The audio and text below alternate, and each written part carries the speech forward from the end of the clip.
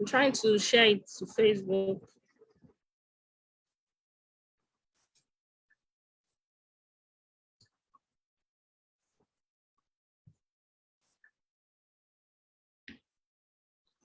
Okay, we are live on Facebook.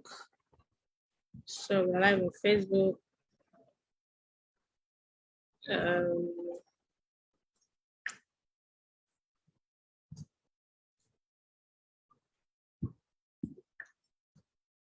Few seconds, please. Okay, so we can start now formally.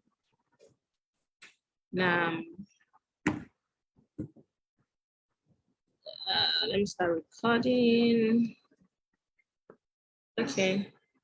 Bismillah, Alhamdulillah, Brahmin, I would like to thank everyone for joining the very first online episode of the Business the Way Allah Wants It. Please, if you can hear me on Facebook and Zoom, kindly say that I can hear you.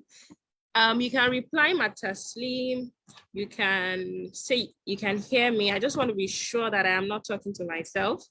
Please, if you can hear me, let me know you can hear me, so that we can proceed as soon as possible. Sister Mariam Agbola was the first person to join, aside as honorable speaker.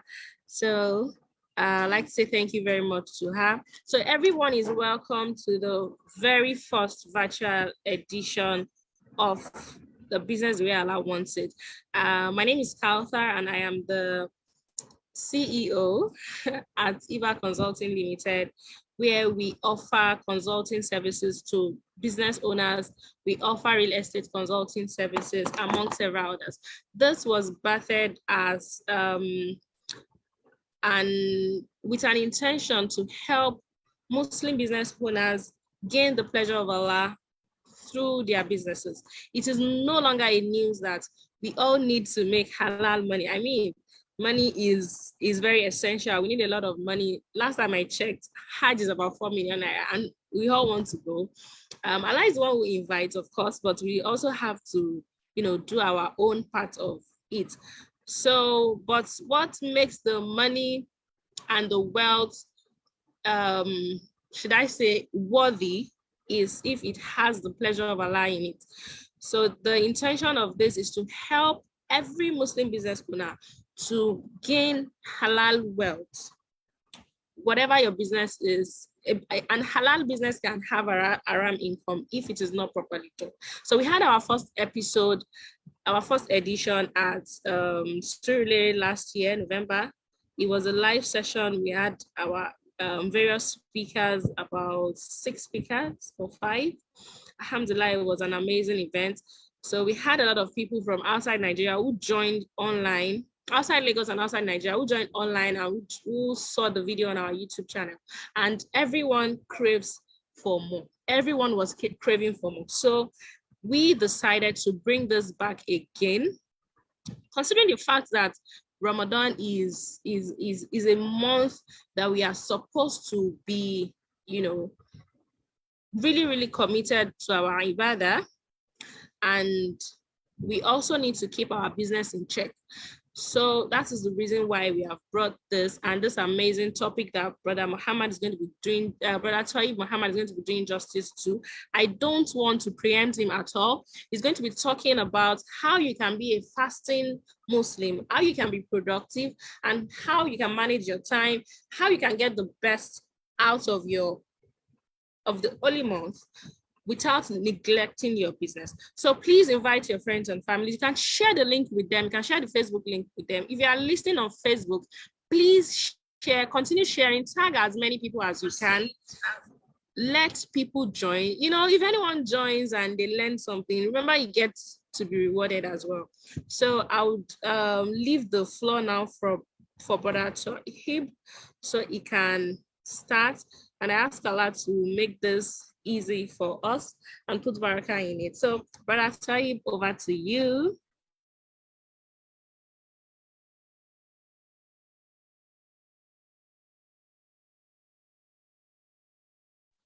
Please unmute your mic. نعم الحمد لله وحده والصلاة والسلام على من لا نبي بعده وعلى آله وصحبه وبعد. رب اشرح لي صدري ويسر لي أمري واحلل عقدة من لساني يفقهوا قولي. بعد والسلام عليكم ورحمة الله وبركاته. عليكم السلام ورحمة الله وبركاته. I give thanks to Almighty Allah for making these presentation meet us all alive. I beseech His peace upon the Prophet Muhammad sallallahu alaihi wasallam, his household and his companion, and all Muslims that are treading the path of the Rasul sallallahu alaihi wasallam. I want to first and foremost, I would like to appreciate the organizer, let me say the founder of this program. Indeed, you've made a great decision.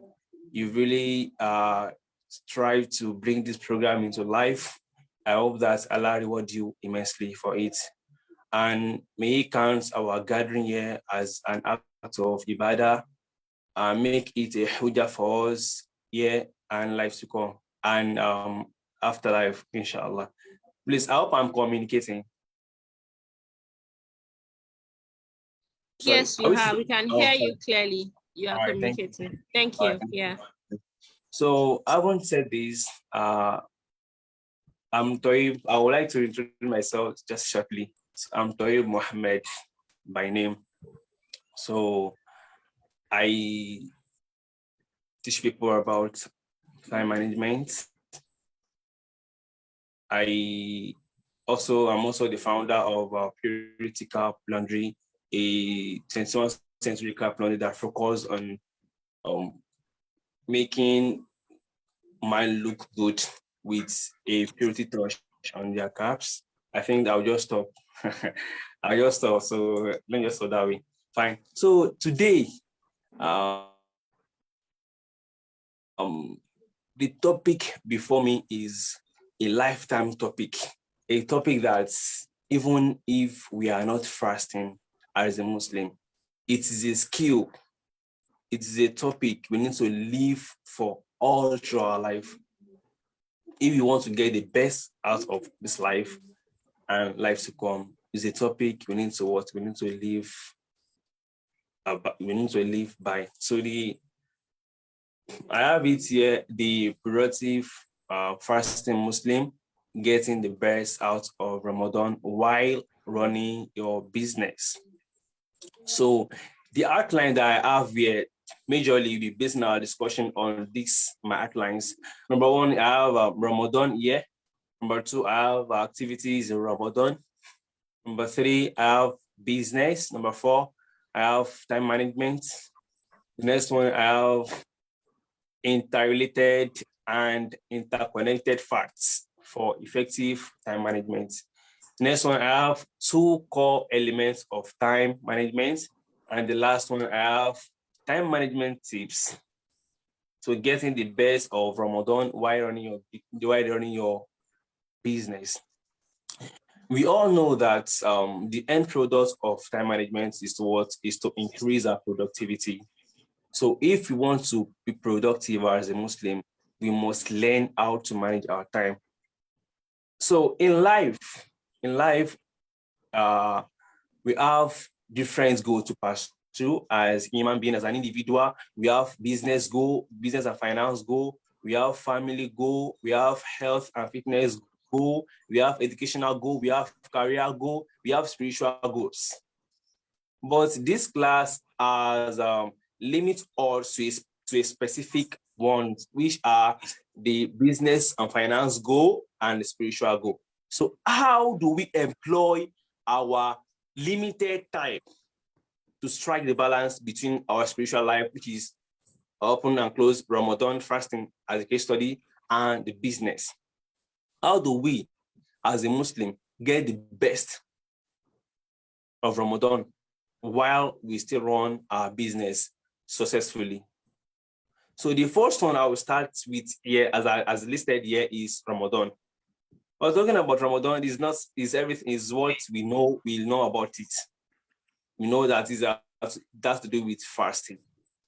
So Alhamdulillah, as a Muslim, we didn't do anything in Islam except that it has been recorded either in the Hadith or the Quran in Karim. The Quran, the Hadith are very pure. The Hadith are very pure. We have authentic Hadith, and we have the one that are actually not really authentic. And we have the Quran, which is pure. No one can touch the Quran. Whatever message therein is what all Muslim must adhere with. So in the Gross Quran, Allah mentioned Quran where I said, we've made the Ramadan compulsory for you. يا أيها الذين آمنوا كتب عليكم الصيام كما كتب على الذين من قبلكم لعلكم تتقون. For every action that Islam asks us to take, we always have a reward for it. لعلكم تتقون. So Allah has made Ramadan a mercy for us.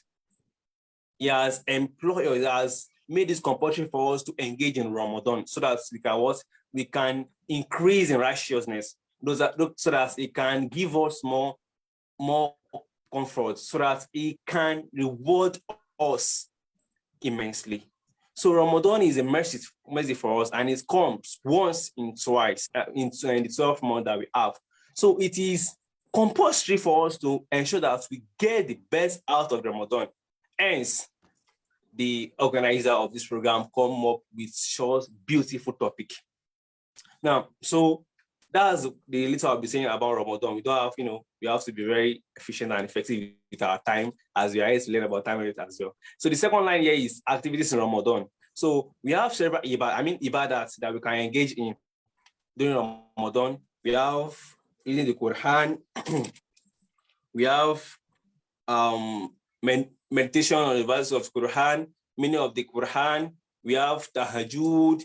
We have istighfar. We have salatul duha, and many more like that. We have sadaqah and the likes. So all these activities, how are we going to combine them and still run our business successfully? How do we strive? How do we strive in both the Ramadan and our business? So that is about the activities that we know, and many more that I didn't mention that we have to put into consideration. The next one here is about business. We all know what business is. We know the definition of business, but still I have just one with me that I would like to talk about here. I said business is has to do with identifying an opportunity and tapping into such opportunity in a bid to become a better version of yourself, to help people around you and the nation at large. I also said business could be refers to, like the first one, it could be regarded as the identification and tapping into an opportunity for the betterment of yourself, people around you, and the nation as a whole. So if you must succeed in a business, you should learn the business of that business. What I'm saying is that as a Muslim, we are enjoy to go all out for whatever we want in life, in any aspect of our goals. I've mentioned goals that we have. I've listed maybe 7. Where I said we have educational goal, we have career goal, we have finance goal, we have health and fitness goal, we have relationship goal. That's what I mean. So in all these goals, we are expected to get the best out of it. We go all out. We don't play the complacency game. So what I'm saying is that as a business owner, if you must succeed in your business, you must learn the business of that business. So I'll just give I think I have 3 or 4 here. So every business needs this factor to thrive. Number 1, we have sales and marketing skill. Sorry, I have to say this. I hope I'm not digressing. So sales and marketing skill. These skills is important because you are the alpha and omega of your brand. You are the best ambassador of your brand. If you go and employ the best sales expert in the world as your ambassador, you are still the best person to market your products. As a business owner, you are a solution provider. You are providing solution to the community. You are providing solution to individual. You are providing solution to the community at large and nation at large, rather. So hence you are the main man. You are the actor in the game. So even if you have employed sales experts in your business, you still need to learn about sales and marketing. You see, it's very important for you to learn. So if you want to get the best out of your business, you should learn sales and marketing skill. Anyway, I don't know. That's what is common, but I like to put this marketing and sales because marketing is prerequisite to sales. So before you make sales, before you make sales, you have market enough. You have employ all means of marketing. So that all means of marketing, I mean the one that are significant to your brand. You make the marketing then before you can make sales. So the next factor that you need to put in place if you want to in a bit to learn the business of your business so you can get the best out of that business. The second one is people management. What I mean by people management is you try to know how to work with people. You learn how to leverage people. You learn how to leverage people and act with them justly as a Muslim. So as a business person, that's maybe it could be you hiring a graphic designer, you hiring a sales expert, a copywriter, a content writer. So all these things are what you should know as well as a business person. Manage people, know how you relate with them. It is very, very important. The next thing here is customer relation. Customer relation skills like customer acquisition and retention. You agree with me that this in business, most especially in Africa, let me just make it in Nigeria, is very difficult to operate business. People take business for a joke. Business is a war. So when business is a war, I mean you have to go on out to make the business work. So if you acquire a customer, a single customer can bring you numberless of customer. Believe you me. A single customer can give you numberless of customer. So if you are bringing a customer, you should learn a skill on how to retain them. You don't advertise, you don't market to your customers only when you want to sell to them. No, you don't. You don't. So you should learn a skill that help you retain your customer and even persuade them to give you more customers, persuade them to give you more referrals. So that's the third one. And above all is dua. Above all is dua. So the last one is that I'll be saying here is dua. I just digress. I need to, but it's part of the content I listed here. So a dua, pray to Allah because irrespective of your strategy, your techniques, your skills, your whatever you call it, everything can only come to fruition by His grace, by His permission. So do not forget to always pray to Allah as to bless your business, to help you in your business. It is very, very important. Do not take it for a joke. A dua is very important. Please, this is if you are making enough dua in your business, you will get to understand that times will come where you command crazy sales. Like, be like, is this me? Am I? You'll be surprised. And time will come when something just like, what's happening? I'm not getting it. It's fine. It's normal. It happens as a Muslim. You have to believe in that, and that should not make us to to transgress against Allah Subhanahu wa Taala. It shouldn't make us to do something unlawful, right? So this is one thing that I want us to note as well. So the next thing here after business, the next thing here is time management. As I've discussed this with Stakauthar before, I was like, if I want to talk about time management alone, we can use like 2 hours. But because of the scope of study and our time, so I'll just brush through. But then I still promise that you will understand it, inshallah ta'ala. You get it. You get the vital point to be concise and precise. Yes, there is no gainsaying that time management is not something new to you as an individual. Time management is not something that is new to you. So time management simply means mind management. But before I get there, let me give you maybe like two definition that I have here with me. I said time management is a skill that all other aspects of life depends on. Time management is a skill that all other aspects of life depends on.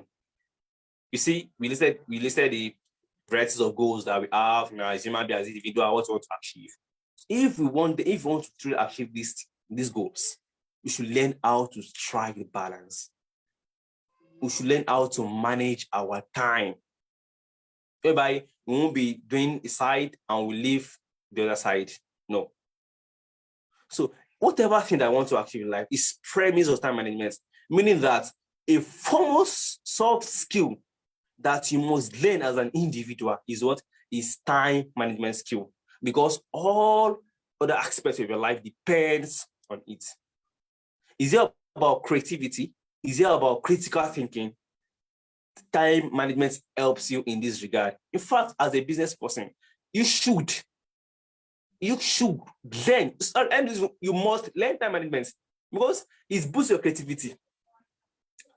It boosts your critical thinking skill. And as a business person, tell me why you just stray with these two elements. It's not possible. They are part and parcel of a successful business. So if you must manage other aspects of your life, you must learn how to effectively manage your time. The other one I have here is that time management is the act of organizing, scheduling, planning, budgeting one's time for the purpose of generating more effective work and productivities. This is according to Claire H. 1999. So that's how he define time management. And personally, I love saying this wherever, even to my students or wherever I have a seminar like this. I will say, if you must manage your time, you must learn how to manage your mind. I repeat, if you must manage your time, you must learn how to manage your mind. First up, if you want to manage your mind, you must learn how to manage yourself. You must learn how to manage your health. You must learn how to manage your thoughts. It is someone that is healthy that will think about managing time. It is someone with a rich mentality that will manage time. So in this regard, I say, we can say time management, mind management, self-management can be used interchangeably. They are all synonymous. Because yourself as a being, if you want your mind to do something, you have to say positive things to yourself. See, this is not a motivation, but like, I want to become a millionaire. I want to, this thing. When you say I want to become a millionaire, it is psychological. You are indirectly passing a message to your brain to program. When you say, it seems like a generational cause, I can't make it in life. You have command your brain, your mind, to believe that you can't make it in life. Sorry, I'm just giving an instance. It can't work for you either. Sorry. So whatever thing, everything that will be setting out of this will be negativities. So you have to manage your thoughts. Yourself. Always think of positive things. Always be positive. Oh, I can make it in life. Oh, I can complete this Quran. Oh, I can memorize this hadith. Just imagine how I memorize Quran and hadith. I was listening to a lecture by which sheikh yesterday. Is this Sheikh Sharaf? He said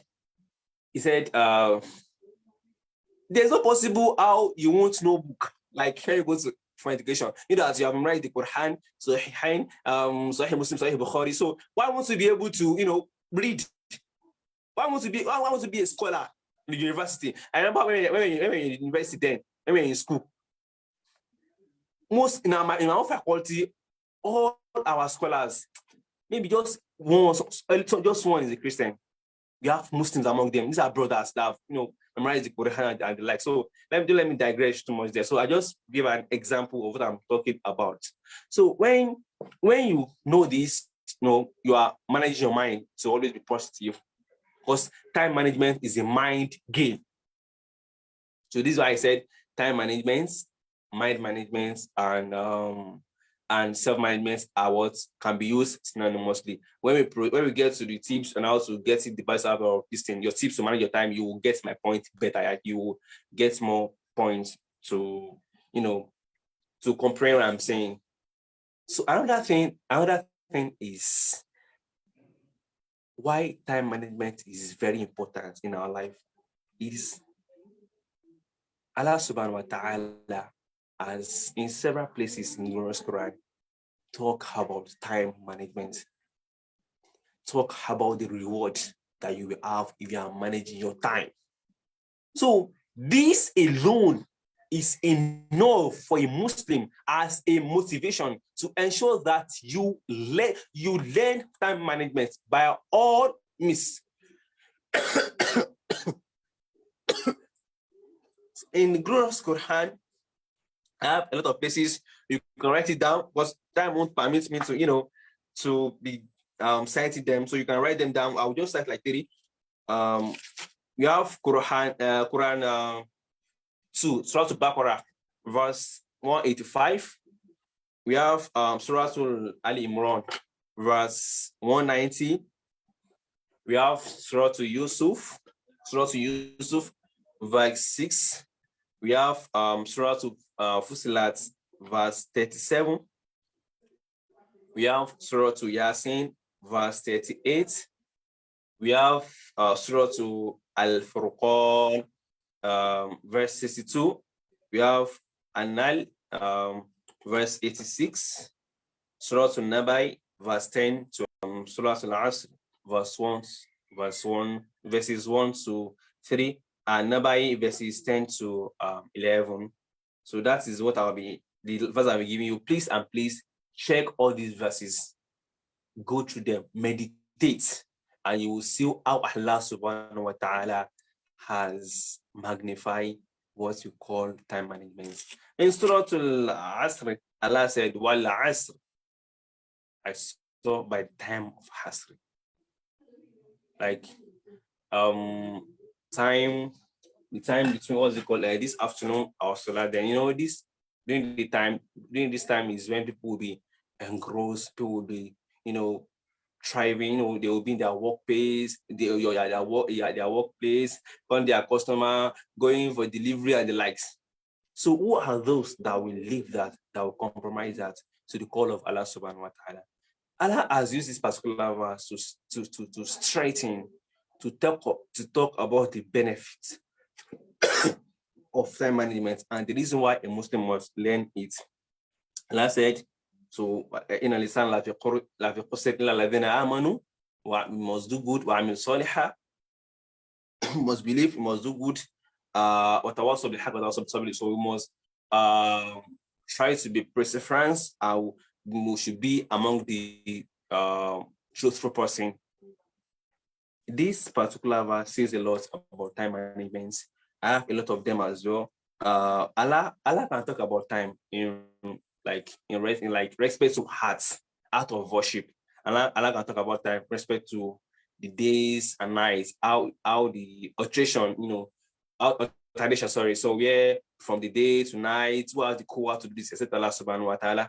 Allah talk about it about worship as well. In the month of Ramadan, Allah revealed the Quran so that to be a guidance for us, and it to be a guide for us, and other important thing that we need as a Muslim. I'm sorry, please. Please take care. You can take a break if you need to take water or something, please. Thank you. Yeah. Take care. Thank you.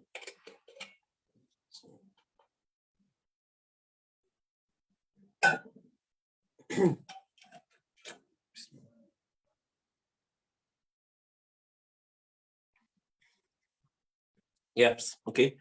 Thank you. Sorry for that cut. So, in what else? We have a lot of verses, and I've give you almost like eight, eight to 10. So kindly check on them. Kindly check on them, and when you check on them, you get my message where I said that in some places Allah talk about time management in relation to days and nights. When Layl, when Nahar, Allah talk about time like that. It's about time. Allah can also use time as a witness. That is what I asked. So Allah can also use time as an act of ibadah, like to indicate a time where a certain ibadah or worship comes to being, like Ramadan, Shahr Ramadan. The verse of where Allah mentioned that the Quran was revealed in the month of Ramadan. We fast therein so that we can see His guide till the end of that particular verse. So that is number 4. So we talk about Ramadan, activities in Ramadan. So we talk about business. We'll talk about time management as well.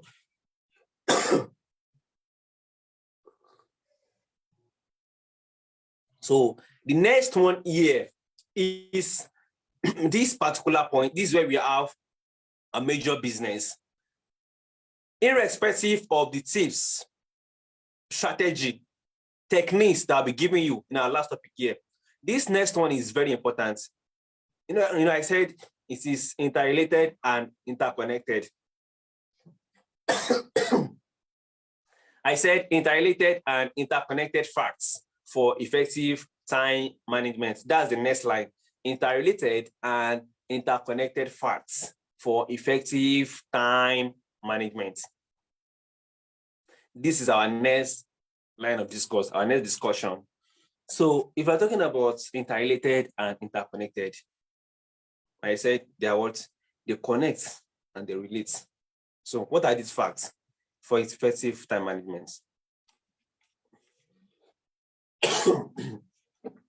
Number 1, we have intentionality. Number 2, we have self-discipline. And the last one, we have focus and consistency. I don't want to split it. Focus and consistency. So that's just 3.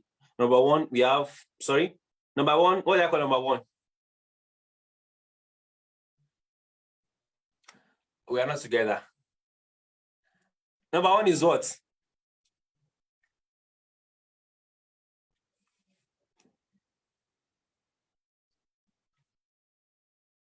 Am I communicating?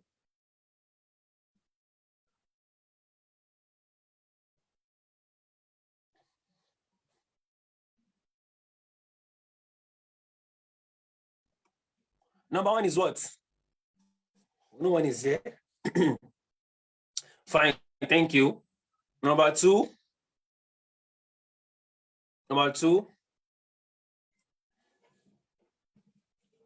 Self-discipline. Number 3, focus and consistency. So now let's start from intentionality.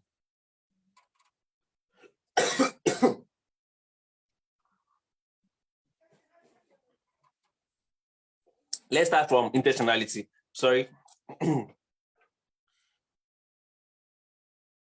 The truth of it is that if you don't manage your time, no one will beat you. No one will cane you for it. But so by this, you have to be intentional about it. You should be ready to give it all it takes. You should be ready to give it all it takes to manage your time.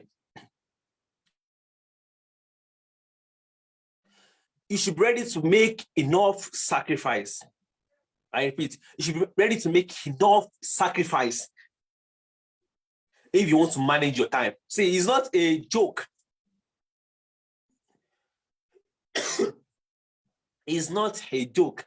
It is very, very important. You have to be intentional about it. You have to be ready. You have to be ready to sacrifice a lot of things. That's number one.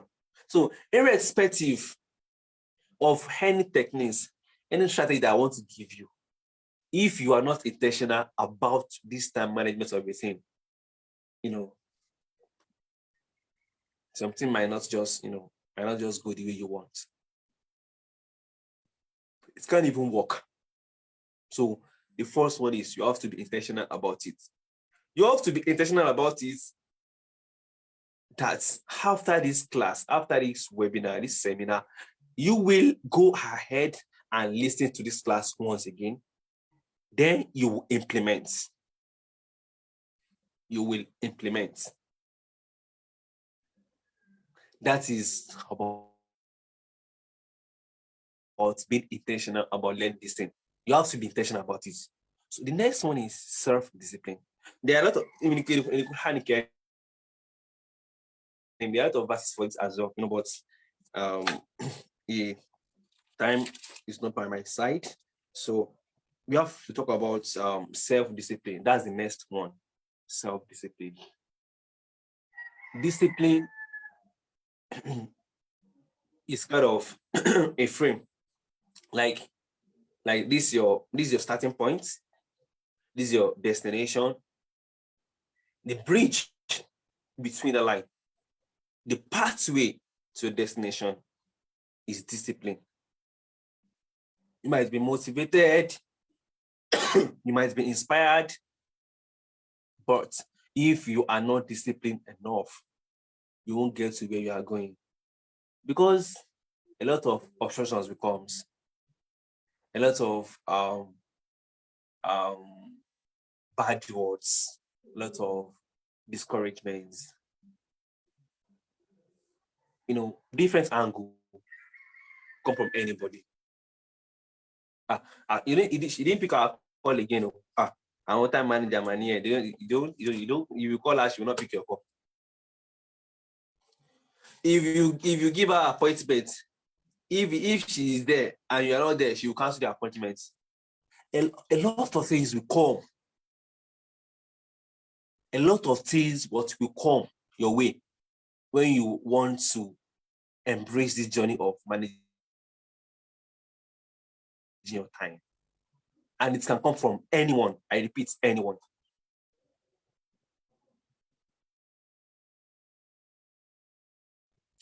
This you shouldn't give into, but you should prioritize yourself.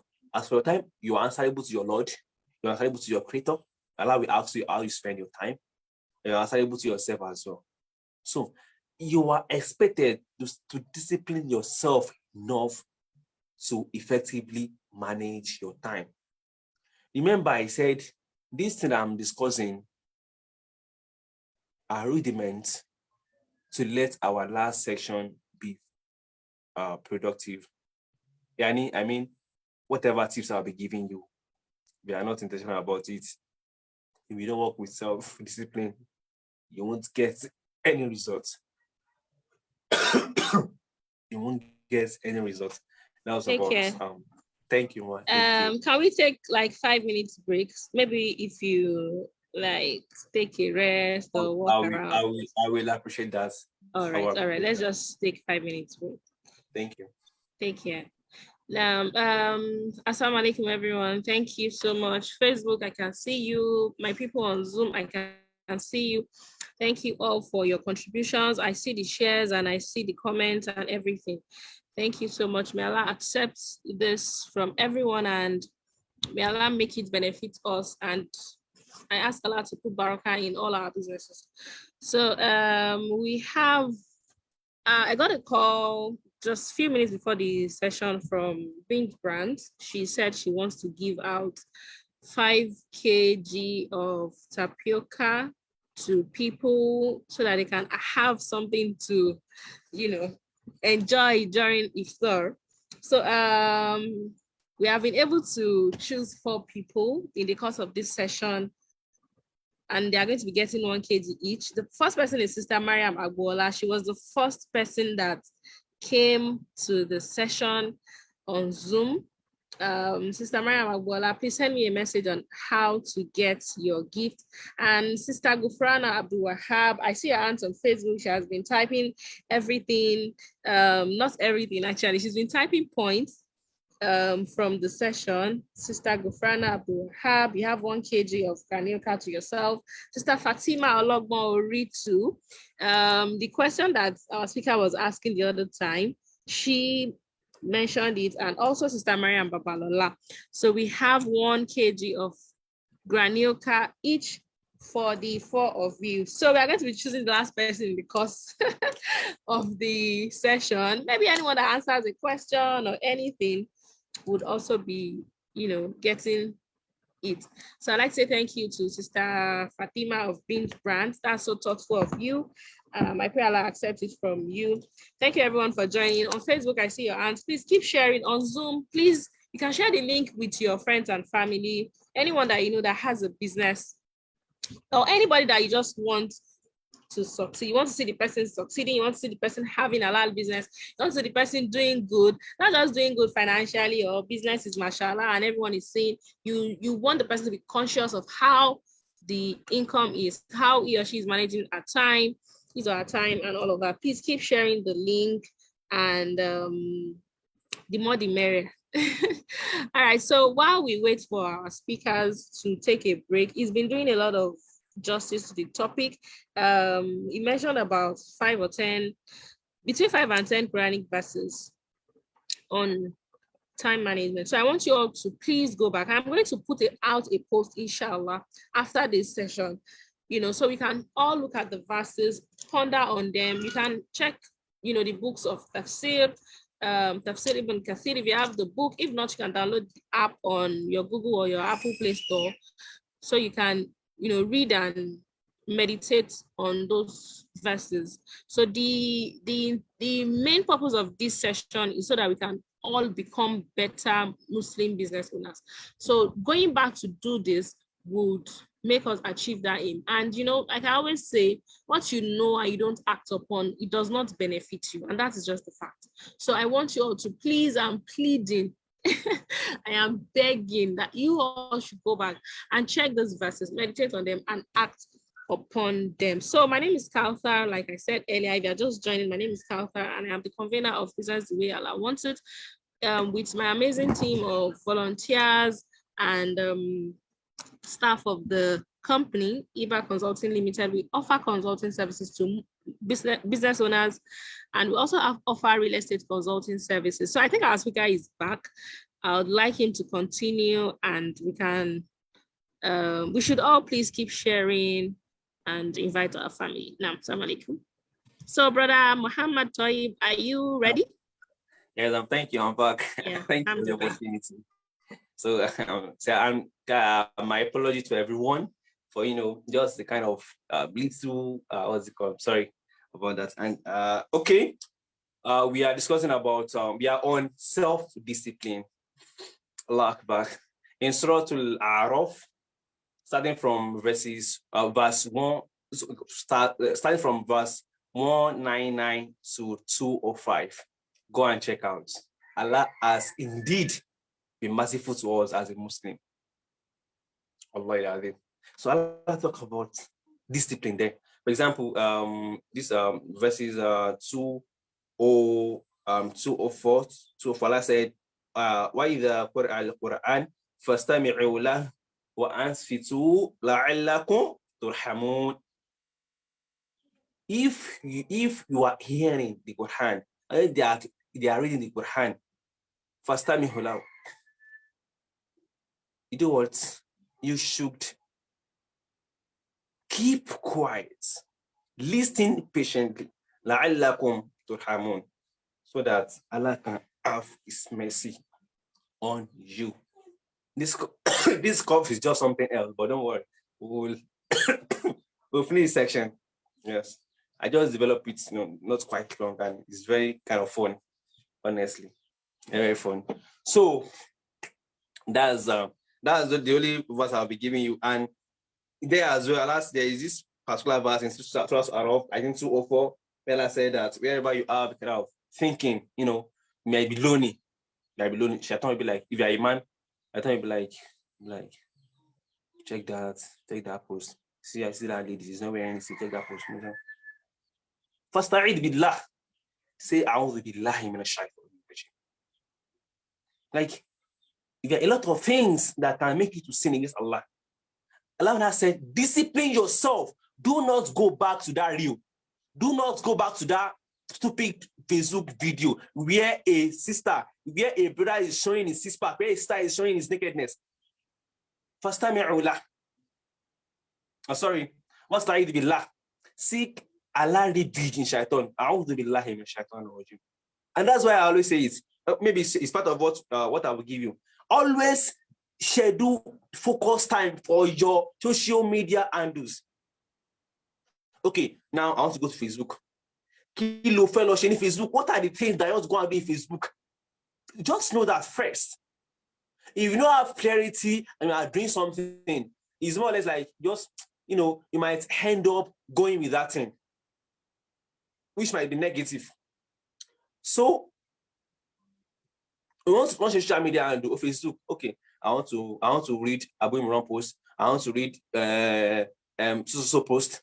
Okay, I want to post about my business. I want to watch 2 videos. I had someone check this video yesterday. I want to check it. That's on my 3 list. But you have scheduled your focus. When you just social media without any aim, you just find yourself using 2-3 hours. Subhanallah. You find yourself using 2-3 hours on Facebook. But then before you launch it, you do what?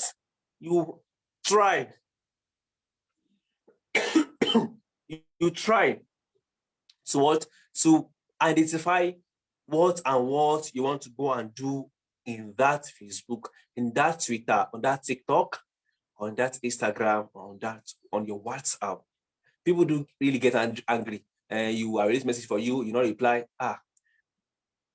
Myself, I find it easy to check up on people with call than WhatsApp messages. That's just it's on WhatsApp messages. I attend to students in my classes. I upload on my status. That's the most thing I do. In fact, I don't know how to hold long conversation on WhatsApp. I prefer call. Like what I'm trying to say here is okay. This the issue of self-discipline. Where I said Ustaadh Billah brought us to this. So you should try as much as possible to always have. We get there. So we just I said that all these principles that I'll be discussing about, all these facts, will be useful for us when we get to our last line. So let me digress so much. So we are still coming back to it. The next one is we talk about self-discipline. Yes, this one is focus and consistency. So if we talk about intentionality, don't forget that we are discussing about the interconnected and interrelated facts for effective time management. Emphasis on the word effective. For effective time management. We talk about intentionality. We've talked about self-discipline. Then the next thing is focus and consistency. I'm talking about focus and consistency. What you are focused on is what you can be consistent doing. It means if you are not focused on something, you can't be consistent on that thing, on that particular thing. So, focus, that is concentration, is prerequisite to consistency. Your tasks that you'll be doing for a day, you have to focus on them if you want to be consistent. Whatever you are consistent on at the moment, it means that you always focus on that thing. Let's take, for instance, let's say that you are on solar. You're on solar. So you're already solar to Fatiha. Surah to Fatiha alone is enough to arouse your cushion, like to make you focus. Just each verses as you're reading on them, you know their meaning. You are inshallah. Alhamdulillah Rabbil Alamin, Ar-Rahman Ar-Rahim, Maliki Yawmiddin, Iyyaka na'budu wa iyyaka nasta'in, Ihdinas siratal mustaqim. All these things. When you focus on them, there's something that you enjoy. That kusho will come, it will arouse your kusho. And the reward, one of the reward of being focused is that you always be consistent doing that thing. You always be consistent doing that thing, because you feel different when you're on solar. So to be consistent with that solar will be easy for you. I mean, hadith, what's it called? There's this hadith where Prophet said the work that is most precious to Allah subhanahu wa ta'ala is the one that you do consistently. Is the one that you do of truth. Not that today you write your daily plan. After this week, the next one is August. So it's not done that way. So you focus on certain thing. When you focus on certain thing, you won't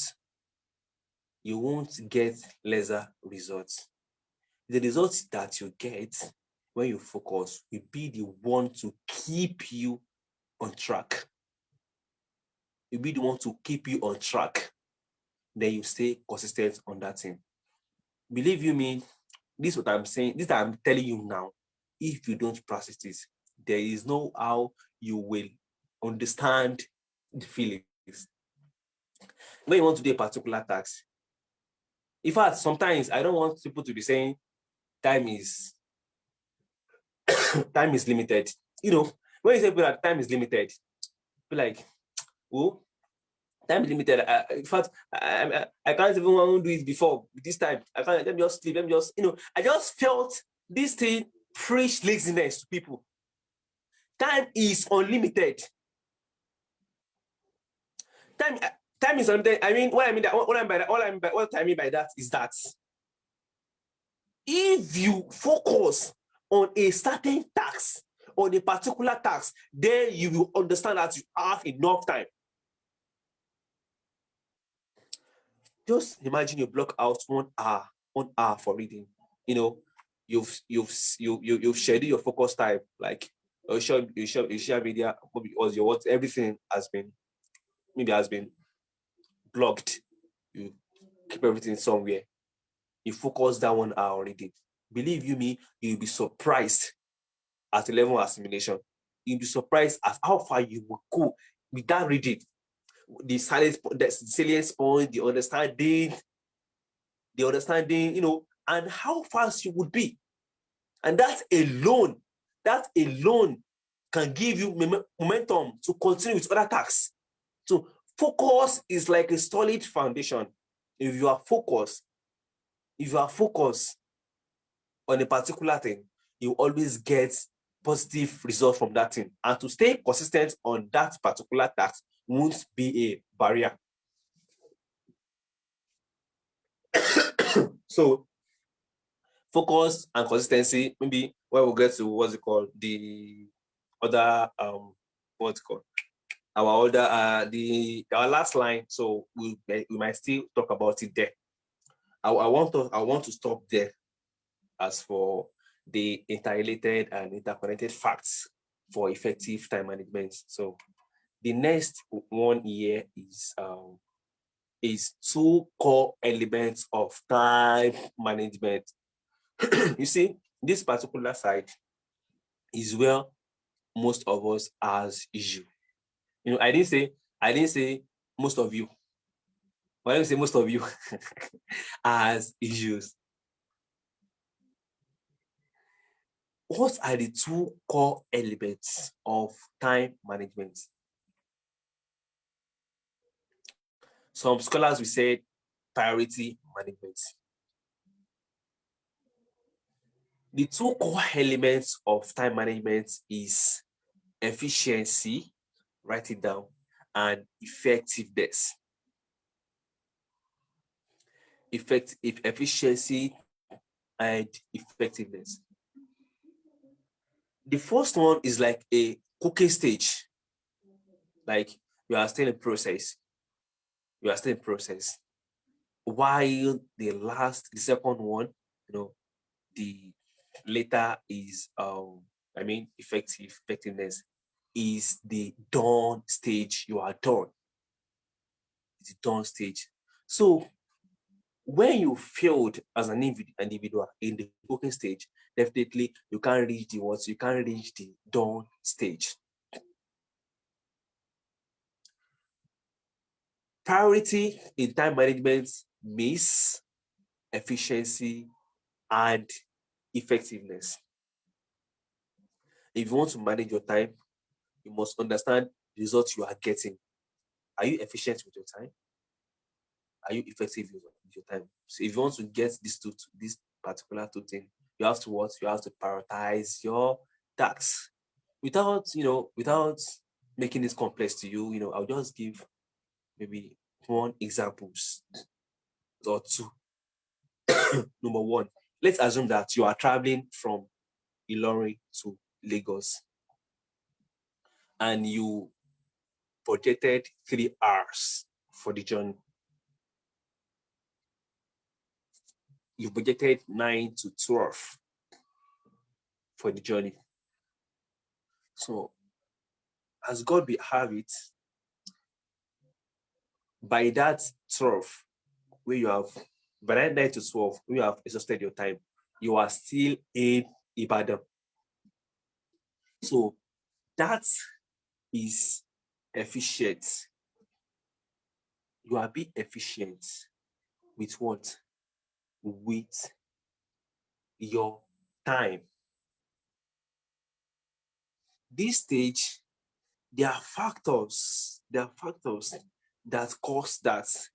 Maybe you didn't, the time you budgeted is not enough. Maybe there was an hold up. Maybe there is issue with the vehicle and the likes. Please, as I'm saying this, just keep letting them with your time. Even though we should talk about it when we got to the tips and the tips. That is efficient. So a process or a state whereby you got to Lagos between 9 to 12, that's your time, is called effectiveness. You achieve your desired result, the exact result. You achieve the exact result with the time that you blocked out. That is effectiveness. Another example is you have a book that you want to read. So you want to read a 20 pages of book, and the time you block for that particular action, for that particular task is 1 hour. 1 hour for 20 pages of book. So a state where where you were able to complete 12 pages within that 1 hour is what we call efficient. Sorry, am I communicating?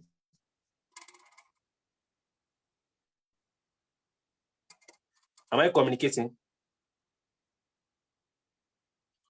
Sorry, I wish you okay. Okay, thank you. So now that's the first one. So the states whereby you were able to complete that 20 pages within that 1 hour is called effectiveness.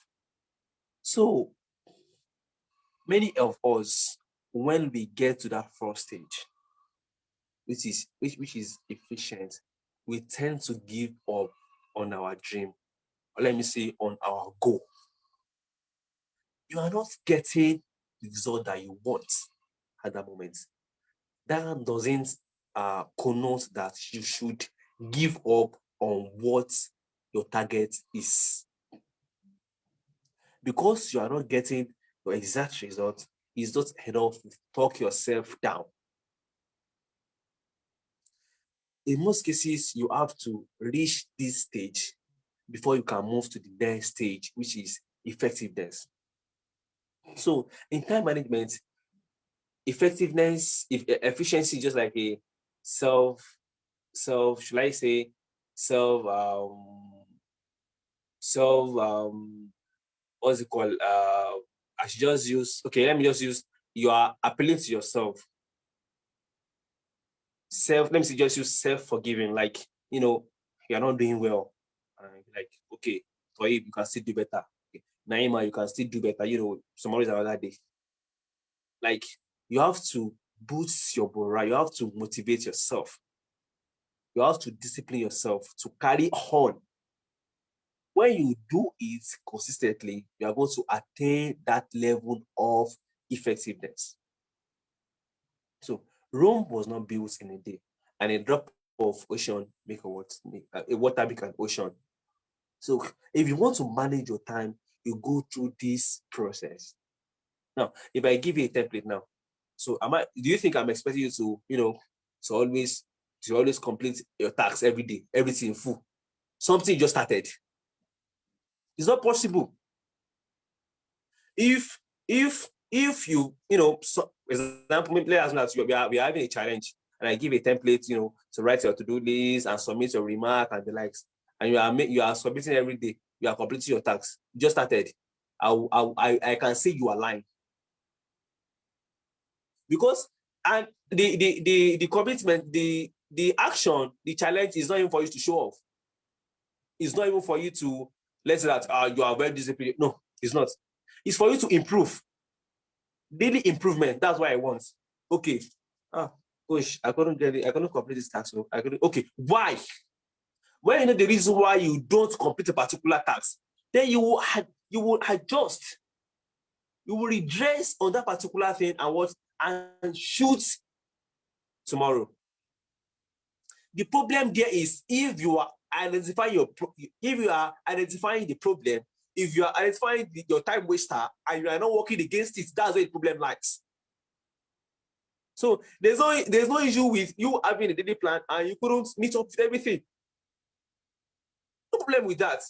The problem is when you give in into low self-esteem. Be like, oh, I don't think I can. This thing is very hard for me. Why is it hard? Why is it hard? But you have to what? You just have to put that thinking aside and keep giving your best. Effectiveness and efficiency and effectiveness. That's what I'll be telling you about this particular tool. And I said they are just about prioritization, because when you learn how to know this task, this is the task that I want to do first. This is one I will do second. This one I will do this.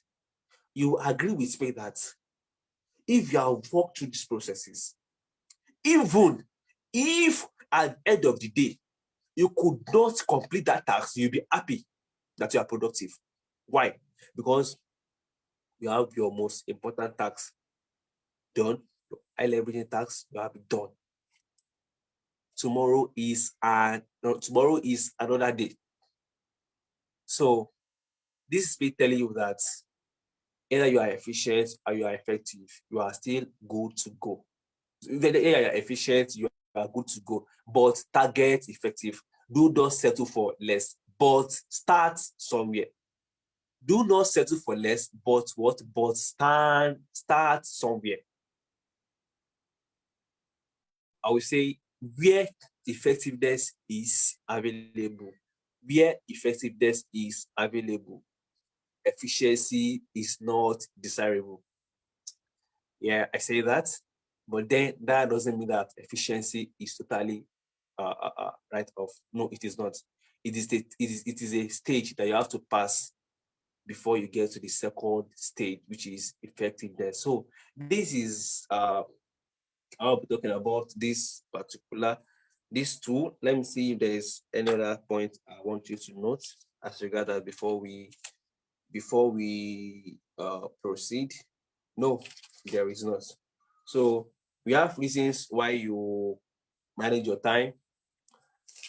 Okay, it's not even our timeline. But this, I say this after all this, before we move to the last topic or last topic, yes, last outline. I said the reward you get when you mismanage your time is head on for you as a motivation. The reward you get when you mismanage your time is enough for you as a motivation. Most time you think what you lack is the skill, the creative skill that you need to make a stunning designs, or the skill to sit people down, talk to them and have them listen to you. But the problem is your time management skill is poor. When you mismanage your time, many things will happen to you. What are the rewards of mismanaging your time? Number one, self-sabotaging. Like you always sabotage yourself. I can't do this. You know why? Because you don't even know you don't even know what you are doing. You don't know what you are doing. If you know what you are doing, you must learn how to manage your time. Low self-esteem. That's the second one. Those are the rewards of it. You will have low self-esteem. Really, I can't do it, daddy. You know, you are a guy, you can do it, small thing like this, small comments from people, you get disturbed, you get disorganized. All you want to hear from people is positive words, positive words, positive words. It's not possible. You always hear positive words from people. That is if you are not progressing. When you are progressing in life, your life journey, your life goal, your business goal, your finance goal, your educational goal, your health and fitness goal, you will hear both positive and negative comments. They will keep rushing it. But when you are living your life, and everything you are try. Yes, you are always positive comments. Know that you need to do better. Know that you need to what you need to do better. So when you don't know how to manage, when you don't manage your time, your time is your life. Time management is life management. So when you don't know how to manage your time, you be like any small thing, any small negativity from people, it will get to you, it will disturb you. The reward for mismanaging your time, you have self-sabotaging, you have low self-esteem, you have depression. Very, very possible. Very, very possible. I have a student like that. She keeps to be like I've heard for many graphic design courses, this and that. I didn't take action. I asked, I said, before you take my classes, want to ask you a question. You said those classes you've taken are not productive to you. They are not, you're not getting the best out of them. My question is, are you sincerely practicing what you learned in that class? Do you put into practice all that you learned?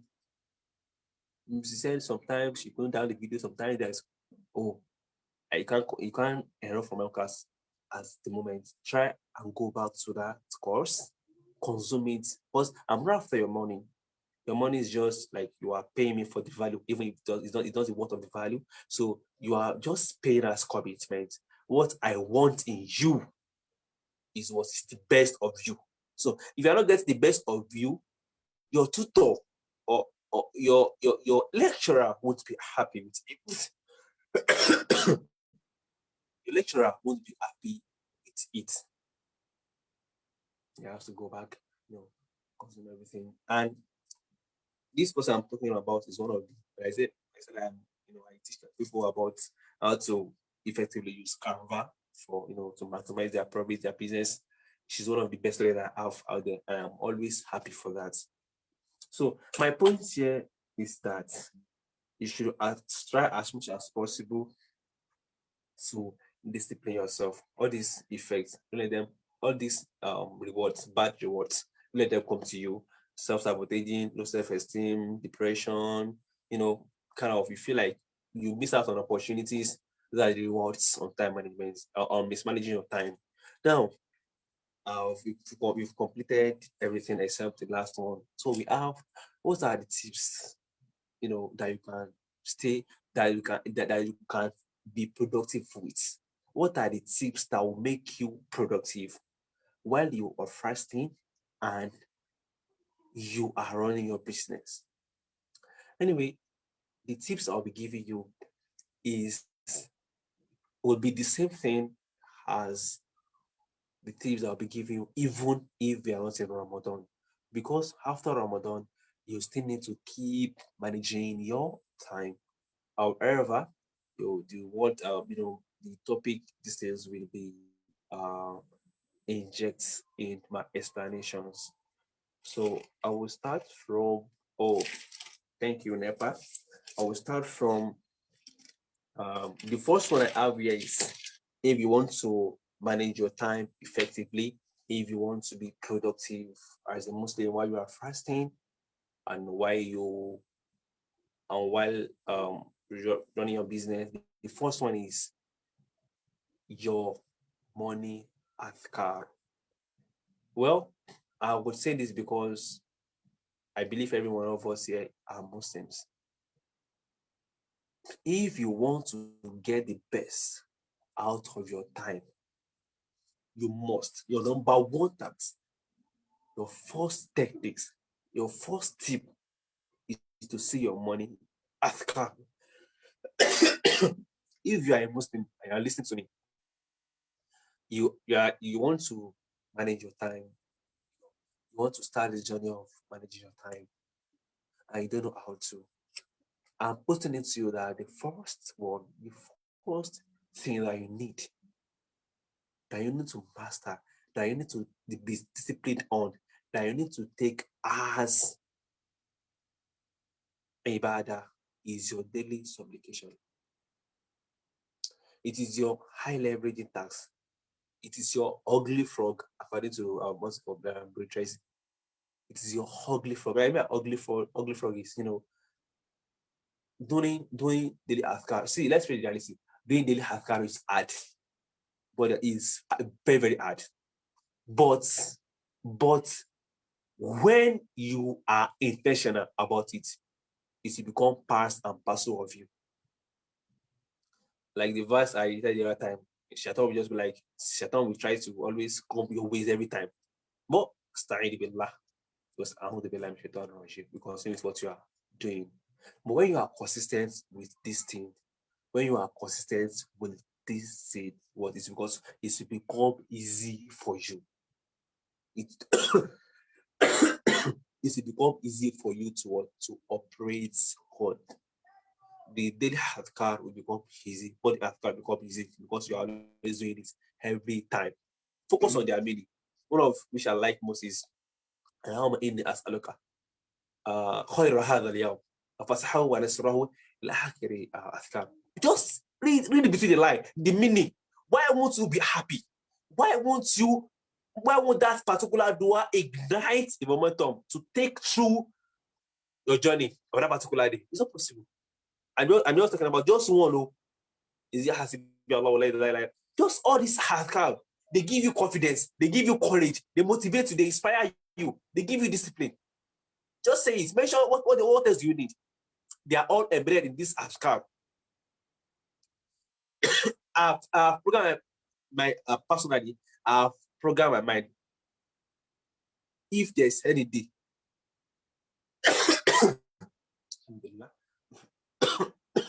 if there's any day I didn't recite my Ashkar, I will regard that day as unproductive. So meaning that I will always ensure that I read my daily Ashkar. If you are here, listen to me. Start weekly and reward yourself. Morning Ashkar, evening Ashkar. Do them. After that week, reward yourself. For example, let's assume that you are a man. You can tell your wife, okay, Habibi, baby, whatever you call your sweetheart. I want to go on this challenge, my daily Ashkar. I want to be morning and evening. I want to go on a week challenge. You tell him that you'll be accountable to him. You tell him that you reward yourself with something. Maybe you can ask her if she has that capacity.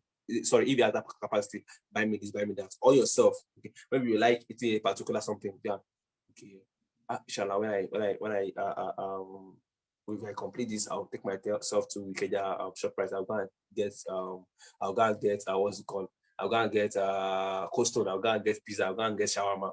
You know, it's gonna be that. It could be maybe you get yourself to maybe you'll be eyeing a particular library like that.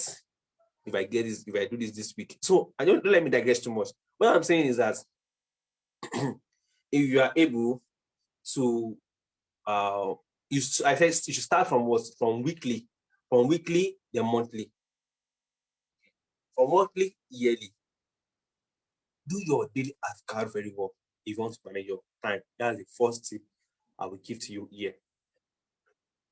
Because I said they boost your confidence, they boost your confidence, they boost your self-esteem, they they make you have firm belief in Allah, believe in your ability that Allah has bestowed on you. You always remain positive. اللهم إني أسألك خير هذا اليوم فتحه وأنصره ونوره وبركته أعوذ بك من هذا الشر. So that and many other like that, many other like that. So that is number one that I will tell you. You want to get the best out of your time during this particular time when you have to wake up in the morning to eat your sahur, and in the evening to take break in the evening to take your iftar. Please always try to read the first adhkar and the evening one. Your rewards will come in manifold. Because we are in the month of Ramadan. The next one that I want to say here is you create daily plan. You see, this you have heard it a lot, because I know that before you attend this class, you might have played or hands on some books, watch some videos, YouTube videos, and the likes.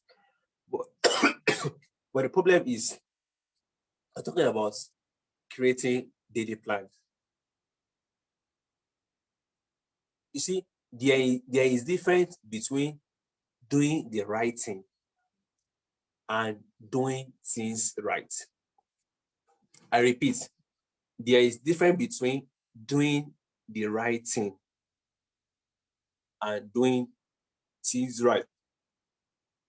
Okay, you want to read Quran, you want to read this Quran, verse 4 to 7, and you want to read and understand the meaning. So at the end of the day, you read the verse without understanding the meaning. You have done the right thing, because it is part of what you intend to do. You want to read and understand, right? But the states where you're able to read a particular verse and you understand this, then you have done things right. You have done it right. So creating a plan, people, have got a lot of war to fight in this particular aspect. Because you want to manage your time, you now write like 10 to-do lists, like 10. Day. What happened? How do you want to do that? When you overwhelm your mind sorry, please, I'm sorry. Your mind, it will be, when you overwhelm your mind, it will not expand. You can't accidentally expand your mind. You make it in a gradual process. Our mind is this mind is kind of always love the what's it called, the easy thing. This particular verse where the issue between Yusuf and Zulaikha, and I said, not so about to be so illama rahima rabbi. That our mind always command us of what is not what is not okay. Illama rahima rabbi, except Allah have shown mercy.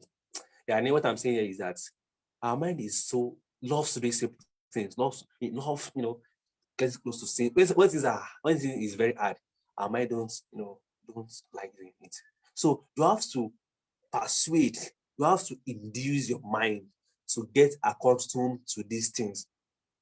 So what I preach when it comes to writing your daily plan is that try as much as possible to not go beyond 6, at most 6 to-do list.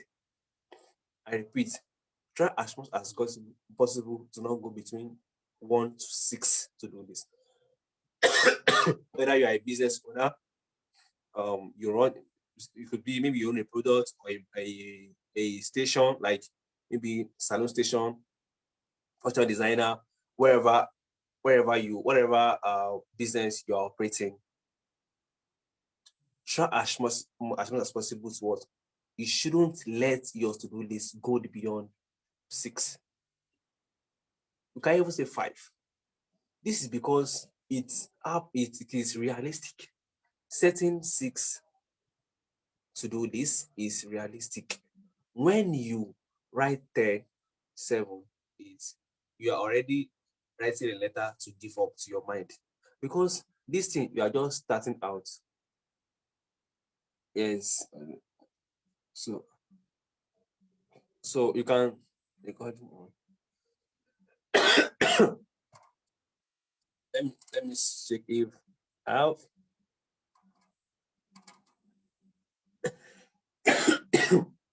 Sorry.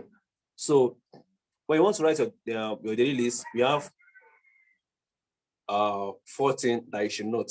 Number 1, we have tasks, we have our time, we have deadline, and we have remark. So your task segments. This particular segment, as a business owner, you've identified your Ramadan activities and your business activities, right? So you list them out. What are the activities, Ibadah, that you want to be doing during Ramadan? And you will not stop after Ramadan, no? Write them down. What are your daily business activities as well? Write them down. You now bash tasks together. You bash tasks together to ensure that it works, to ensure that your to-do list don't go beyond 6 at most. As a woman, you have to visit the kitchen, wash the plates, dish the what's it called, food, attend to the kids, go to maybe you have a shop, go to shop, maybe you're online, always be online. This could be your business activities. Ramadan, you have to read the Quran, meditate, do your adhkar, salah to duha, read the Quran, and many other ibadah, tahajjud. So you've identified all these tasks, and you've identified your business tasks as well. So you bash similar tasks together.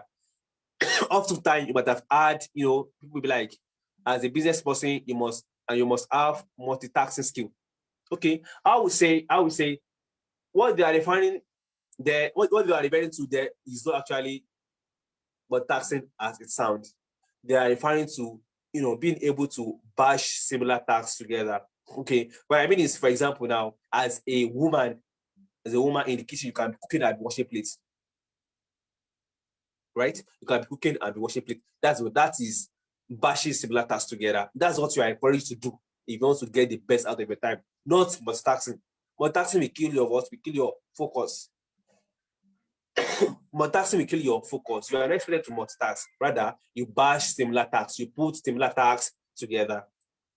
Aside bashing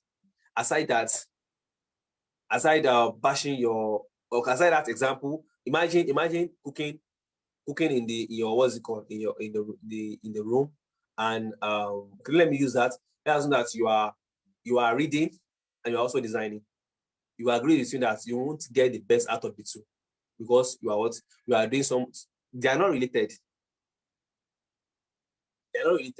But you want to design. So I'm talking about bashing similar tasks together, right? So that kind of tasks, you can't bash them together.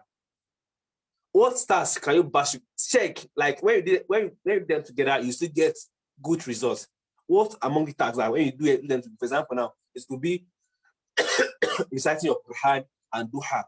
Okay, let me block out 30 minutes for duha and Quran, my Quran. So you block out 30 minutes for it. That one is cool. You can even block, you can even like, it could be 3 activities. Dua itself, Salatul Duha, and Quranic. Dua wal Hibada. Dua is something you should dedicate time for. So your dua is there, your duha is there, your what is it called? Your Salatul Duha, Salatul Dua, Salatul Duha, and what the story I mentioned? A Quran, fine. So you can block out like 30 minutes for this. It means that 10 minutes each. So you can just try to bash together similar tasks. Okay, you have a delivery, you have to call your delivery guy, you have a mail you have to respond to, you have a customer you have to take to his site, you have a customer you have to attend to his mail. So check this. Which of these can I bash together? It is important, it is very important. It's not multitasking. It is not multitasking, but you need that skill as a business person if you truly want to get the best out of your time, if you truly want to get the best in Ramadan. Because you try, I'm still talking on creating a daily plan. So you try as much as possible towards to bash similar tasks together, so that when you write your plan, there won't be more than 5 or 6. Please, if you're writing 7, 8, 9 plan, you won't. It's unrealistic. I'm telling you the fact. That's why I said you should try to always bash together similar tasks. If you think that reading and replying mail is a good, is a good one for you, like if you think, I repeat, we are kind of different. I have someone, there is I'm chatting with someone within maybe 2 seconds, 1 second, like 5, 6, 7, 8, 9 lines. She's not reading. I'll be like, sorry, everyone, please. I'll be like, how come? Are you not reading? Say that, yes, I'm done reading this. I'm very fast to read it. Wow. So what will work for Mr. A might not work for you. If you feel that reading mail and sending mail are good for you, can go for it, batch them together, put it in your to-do list, your focus, what is it called? Put it in your to-do list. Now we have exhausted 1 hour 30 minutes, so permits me to use 15 minutes more. They'll proceed to any question. We have any question, we can proceed to our question. So you bash out this, you bash these tags together as well. Then you write it in a column. You can't see this, but I will send him, maybe Sakathar will send it to maybe to a page something, just as a guide. This is what I've been using. I've got a lot of students using this, and they are getting a magnificent, they are getting a great result using this simple using these templates. We have tasks, we have time, we have deadline, we have remark. So this, we have tasks, we have time, we have deadline, and we have remark. That's the element in each of the box. Time, tasks, the time you will start the task, maybe 4 to 2, 7 to 9. There, your remark. If you're able to achieve it, you put the mark option. If you're not able to achieve it, you put the cancel option. So this time and deadline, just about this, then you start and time you will end it. And please, if you want to budget a time for a particular task, do not go beyond 2 hours for this level. For your level, do not go beyond 2 hours. When you block out 2 hours for a particular task, you should try to add a resting time for it. A resting time might not be that you are sleeping. Might just be a time where you have to meditate, you have to put your back, just rest a while, just have a break, a short break. It could be, so if the time you want to budget for the task is 1 to 3, you might set 1 hour, 1 to 3:30. With that 3:30, that deadline you write 3:30 there. So that 3:30 is what is for everything. Like you end the time, you end by 3, then remain 30 minutes, use it to to rest for what you have been doing this morning. You could work in an office, you could be a business owner, anything. you need to rest. You need to take break. Taking break will help, it will boost your brain. You might think of new ideas. You might think of new ideas. It will boost your creativity. You will think on, this thing, this late delivery, how do I want to how do I want to work on it? This is my sales manager that's coming late to work. How do I do this? How do I how do I work on it? How do I work on it? How do I do it? So those are the major things you need to put in place while drafting your daily plan. The next one I have here is track your time. Track your time. During Ramadan, I've said earlier, I said you have to listed your tasks. Your business activities tasks, your time management, your business activity tasks, your business activities, and your ibadah, your daily ibadah. So you track your time by identifying which of these tasks will take much of your time. Which of these tasks is what you have to do first. Like example now, like your daily askar is the one you should do first. It is not necessary for you to write it here in your tasks. After all, I've listed it as the number one thing you should do. Personally, I open my own office. I start my day by 8 a.m. That doesn't mean that my subuh is 8. That doesn't mean that my askar is 8. No, I've done I've observed my subuhi, and I've recite my I've said my morning askar, right? So yours, you can you do yours the way you like it, the way you want it. Like it's yours. You would put your, what's it called here? You go start your own day, maybe 7 a.m. Your askar is here, but I will advise that you choose the normal office day. At least if you're a teacher, by 8 by 8 you should be in office by 8. As a teacher, you should be in office by 8. So I always try, move as an employee in the company, you should be in office by 8. I always like using that. 8. So other activities that you are going to do before 8 a.m., don't put them in your plan. It is advisable that way. Okay, so it will let you have that sense of doing something official. So that's that. The next one is you track your time. We listed tracking of your time. We listed. I said you've identified all your tasks. Now you identify the one that's taking most of your time, and the one that you need to do first.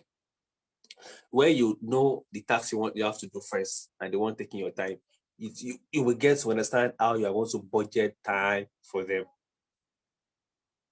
You have a particular task, and you have the problem that might surface while doing that task.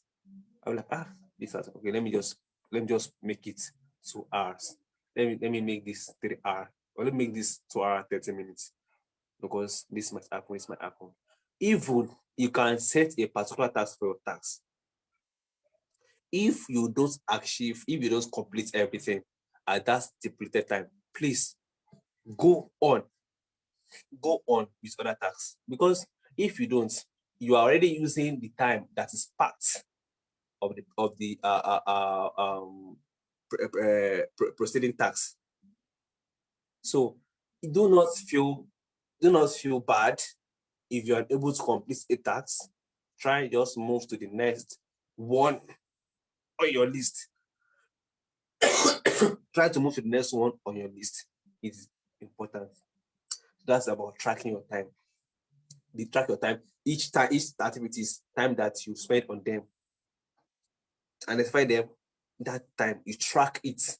Okay, 9 to 11. This you track every time, and on a daily basis, you checkmate. Okay, was I able to achieve this? You checkmate your remark. Was I able to achieve this during that time? No, yes, no, yes, no. So when you do that, your next daily plan, you adjust, because you understand the obstacle why you couldn't achieve your previous task. So the next one here, number 3 here is Um, number 3 here is prioritization. Sorry, number 4 here is leverage on human resources. Sorry, we talk about ASCAP, we've talked about daily creating a daily plan, we've talked about tracking your time, and the fourth one is leverage on human resources. As a business person,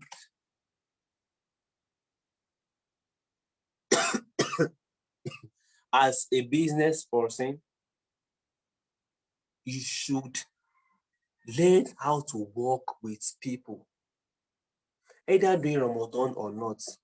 Hand over your project, hand over some activities to capable hands. It could be maybe having a social media manager, maybe you are a nursing mom and everything is getting, everything's getting overwhelmed. Get a social media manager, or it's nice to get a a copywriter. It could be a content writer, it could be a graphic designer. When you are doing this, you are creating time for yourself to think, maybe about the personal life, maybe educational aspects, how to grow your business more, increase your finance, your spiritual life. So to get the best out of Ramadan, you may need to designate some tasks to people, to competent hands. See, do not be afraid to spend on your business. I understand that your business is SMB, your business is a small business, right?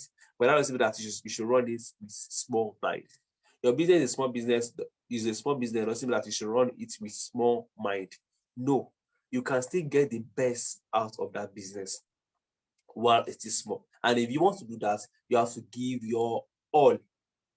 So pay for people, graphic designer. There are people want to make enough sales. You want to let people see your, the poster, the social media designs for your product and be like, wow, this is magnificent. Wow, this is good enough. And you can't even spend 20,000 naira for it. You'll be looking for 1K to graphic designer up and down. Where do you want to get that? You'll be looking for 2,000 naira graphic designer for that. Who wants to do that? Nobody will do that for you. Sorry, are we together? Yes, we are together. Thank you. So nobody will do that for you. If you might be thinking that when you are employing these ends to your business, you are making loss. No, you are not making loss, because the result they will bring for you with times 2 what you have spent on why acquiring them, why getting them as your workers. Leverage resources. Okay, for instance, when I be like, I can't be designing for businesses, teaching people about Canva, taking time management classes, and still ironing cap. Do you want to kill yourself? You can't be doing these things now. How do you want to do it? So I'll be like, okay, I have this person, very, very good, very, very good. It's comes to cap laundry, very, very good. So I'll be like, oh, I have to leverage on this person. So I'll just be like the marketer for my cap laundry. Yeah, I'll just get the cap. You'll be the one to do everything, do most of the work. And what I'll do just you do most of the work and we are done. What am I doing? I created job opportunity for them. I'm also buying my time with what? With money by leveraging him. When you leverage your people, please do not forget to act justly as a Muslim. Someone that work for you and supposed to have 1,000 naira. You're not giving him 500, 400. Subhanallah. And you're expecting Allah's barakah in that business. No way. No way near. No way near. So you should, but since then, even no one can know that I'm not the one doing the major work. No one. Because I'll talk about this, but then people doing the work are underground. So you will need to assign some tasks to people, thereby creating another time for yourself. It's not about only doing Ramadan. It's only give you the opportunity to to get the best out of Ramadan, but other things as well. maybe think of how do I want to, how do I want to make this business, how do I want to increase the perceived value of this business? You'll be able to think critical skill there. You need your critical thinking skill there. You'll be able to think of, oh, let me do this way, let me do this way. This is because you have mastered the fact that you need to leverage on people to buy yourself time and make more money. When you leverage on people, human resources, you can never regret it because they will provide, you trust them to give you good and results-oriented services. Please work on this. It's very important. It is very important. Don't be stingy to your business. Please stop looking for 2,000 design for listen. Please, it's an abuse to your business. You want to be commanding 6 figures monthly as a business owner, and you are expecting no. You also have to 6 figures, 7 figures. That's your plan. So you should be ready to employ the service of serious ends, of competent ends. So that is where I will stop at that point as well. So leverage on people, it is very important. It gives you enough time to do other things that are very important to you, The next one is prioritization. I've talked about this. We're talking about efficiency and effectiveness. I've talked about this by we're talking about tracking of our time. Where I said, so after this, we just have one more to go. It's not how far, it is how well, so that I won't overwhelm you with points. So the next one is, prioritization. So you have to set priorities. Priorities is time of your tasks that you do. The one you need to do first, which is your tax, your afkar, sorry, which is your daily afkar. That's the one you need to do first. Work on them. Work on it, and because if you be consistent doing it, when you do your afkar, I've said the other time, what you need, please note these points. What you need, okay, is a momentum, just a momentum. Momentum, it says that what will give you that energy, to keep pushing throughout your tasks for that particular day. As a man, if you are broke, we are broke. I wish it's normal. Just if someone is paying you maybe like 100,000 or something, just receive 100,000 alerts. What will happen? What's that? That kind of feeling for the whole day. You're not even expecting, maybe you're not even expecting the money. Just come up like that. Like, wow. That energy will come. So that's how you should identify that task that will give you momentum to push through the day. All right, I've given you a clue. I said your daily plan is very important. Your daily account. As you're reading your body account, check their minutes. Look, you just say you are just blessed as a Muslim.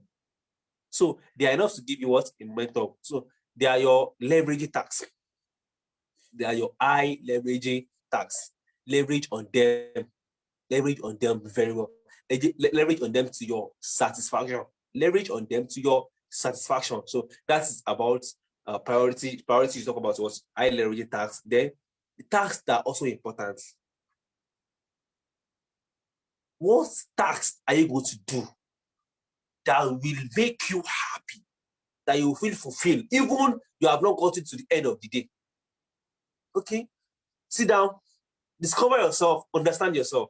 You might need to, for example, personally, I myself, so I love designing. I want to design. I love designing something like 5, if it's not between 12 a.m. to 2. I love designing 5, 6, 7, 8 early that morning. If you're a graphic designer, a creative designer, if you have not been doing this, maybe you should try it. Try 5 a.m. to 8 a.m. Try designing this time around. Try designing around this time. It works that has worked for me, work for many people, and can still work for you. Like, so this particular task is something that can give you personally.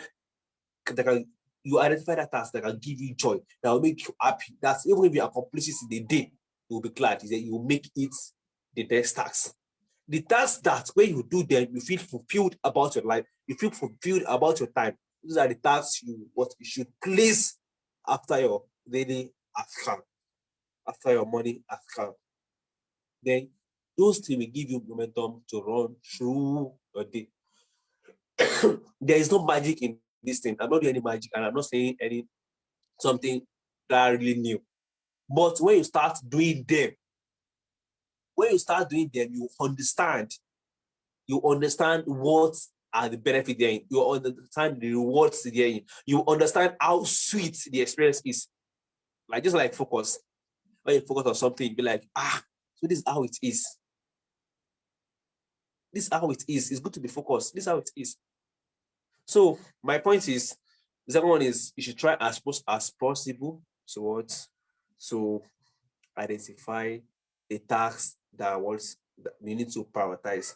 When you set your priority task right, when you set it right, you won't have issue with being efficient, even though you are meant to be effective. So it's a gradual process. Work on it. Work on it on a daily basis. Then the last one is reflect on your rewards. Imagine being able to perform your duha, recite your Quran, being able to understand the meaning of what you have read, and you were able to deliver the customer packages to them. Just imagine the rewards for that one, the first reward. You're able to read Quran, observe your dua, you're able to make dua, enough dua.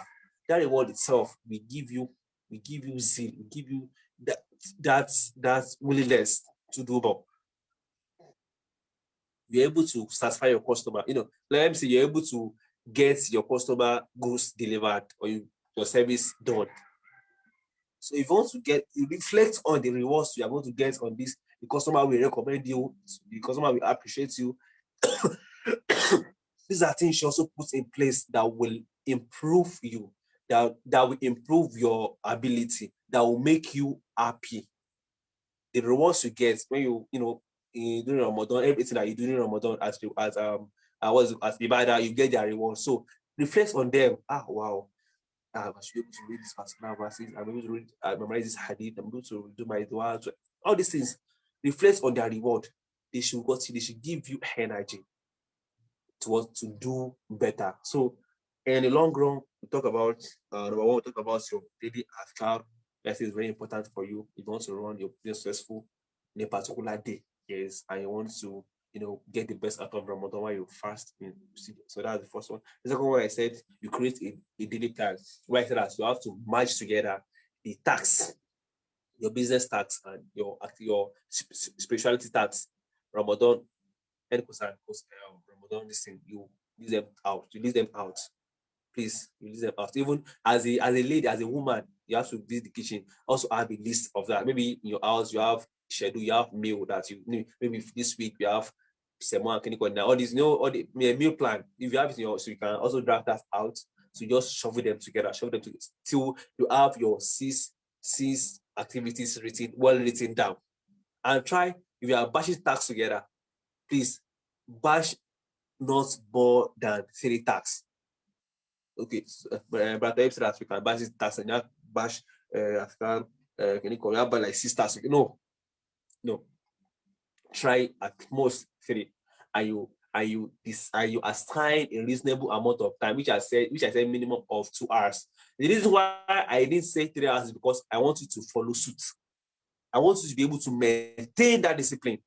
Afterwards, you can 3 hours can progress to 3 hours. But you have to, if you don't pass through a stage, the nemesis will still catch up with you. So you have to pass through that stage so that you won't have any difficulties when you get to the top. Don't deceive yourself. Don't end up blocking out 4 hours for a particular task.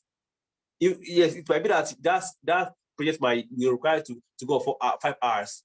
Split it to 2 hours. Because don't tell if you are attending to a task for 5 hours, for 5 hours, there's high tendency that number one, you will bombard your mind. So maybe you might have a creative block. Number two, you feel tired. You may not be motivated. You may feel that you are doing something wrong, but you take it to hour, you rest for 30 minutes, you rest hour, you go back to it, you proceed. During that 30 minutes you are resting, you might be doing something productive. You might hold with you might hold with your what's it called? You might be working with your pen and book, maybe thinking of idea or something.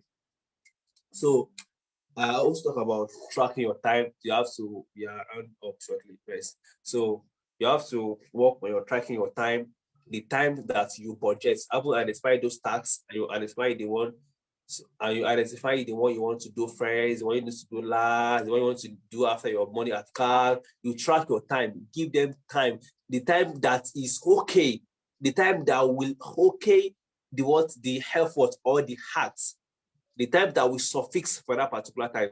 You yourself do that 2 hours will not suffice you to do this. Why do you budget 2 hours for it? Okay, you spend 2 hours, budget 2 hours, then you make it your next as well.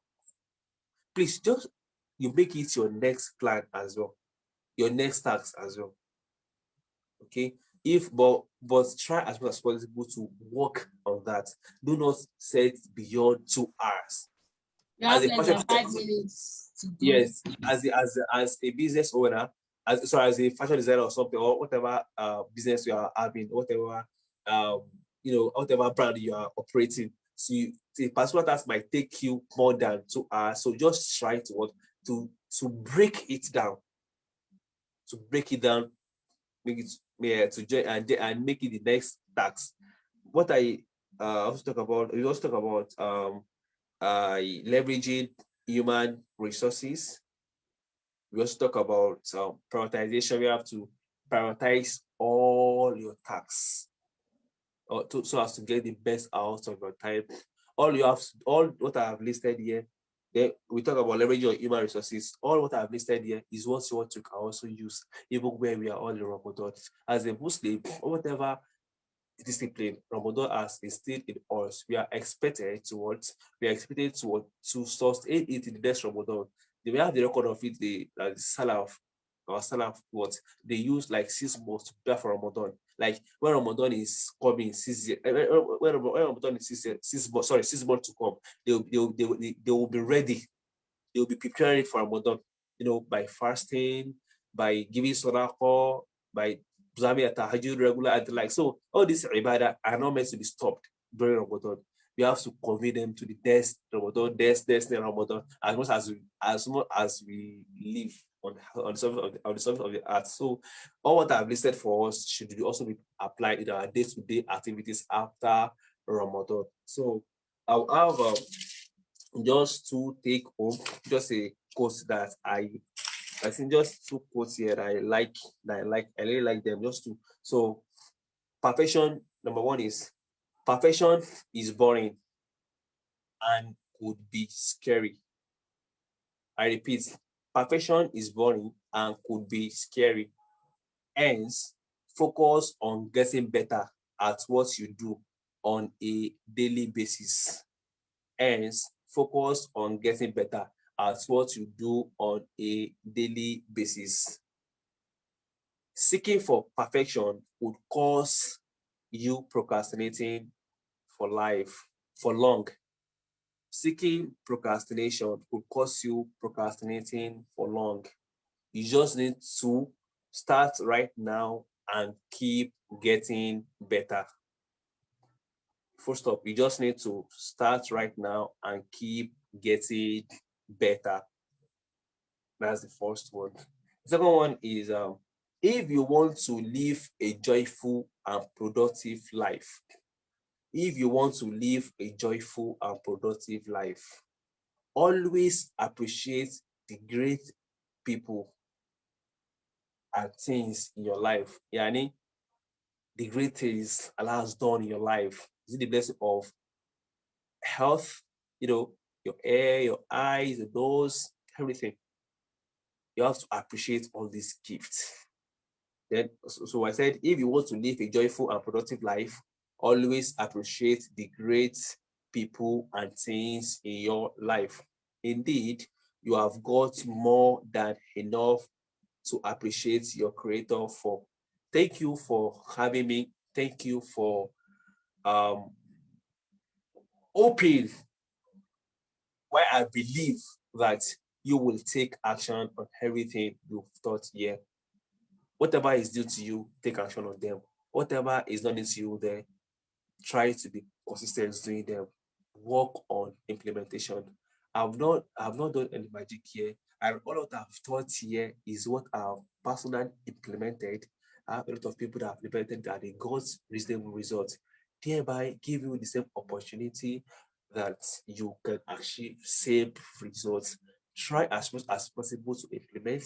We appreciate we appreciate the great people in our life. We appreciate Sister Kauthar for bringing this kind of program into life. We appreciate her. So we can appreciate her most. We can let her reward to come in manifold, immeasurable when we work on what we have said.